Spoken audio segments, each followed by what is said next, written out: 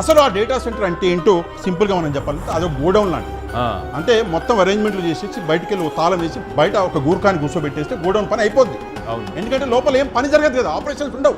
Godown అంటే తాళం వేసి పెట్టేది. ఈ డేటా సెంటర్ అనేది గోడౌన్ లాంటిది, తాళం వేసి పెట్టేస్తారు అంతే. దీంట్లో ఏమి ఉండదు బయట వాచ్మెన్లు తప్పితే. మెయింటెనెన్స్ వాళ్ళు చెప్పిన కదా 200 ఉద్యోగాలు అంతే. అందరం కలిసికట్టుగా చేసుకుందాం. మీ అందరికీ నేను మాట చెప్తా ఉన్నా, ఇక్కడ ఎంత పెద్ద ఫ్యాక్టరీ కట్టినా కూడా నేను చెప్తా ఉన్నా, ఆ ఫ్యాక్టరీ దగ్గరుండి ఇక్కడికి వచ్చి మళ్ళీ వెనక్కి పంపించే కార్యక్రమం కూడా చేస్తాను. నా కర్మ కాకపోతే ఆంధ్రప్రదేశ్కి ప్రపంచ స్థాయి రాజధాని ఎందుకయ్యా స్వామి? అంటే ఢిల్లీ కన్నా పెద్ద రాజధాని అనమాట, అంతేగా? ఏంటో అంత గొప్ప మనం, నాకు అర్థం కాలేదు. సింగపూర్ లాంటి రాజధాని, యూకే లాంటి రాజధాని, ఇంకా లండన్ లాంటి రాజధాని ఎందుకండి మనకి నెత్తినేసి కొట్టుకోనా? వాళ్ళు పోవడం కాదు, ప్రభుత్వం పొమ్మంటోంది. బాబు దండం పెట్టి మీరు వద్దు. కాలేజీలు తీసుకున్నోడిని మాత్రం మనం అధికారంలోకి వచ్చిన వెంటనే 2 నెలలు జరగక మునిపే అందరు జైళ్ళల్లో ఉంటారు. ఆ కాలేజీలు తీసుకున్న వాళ్ళు మాత్రం.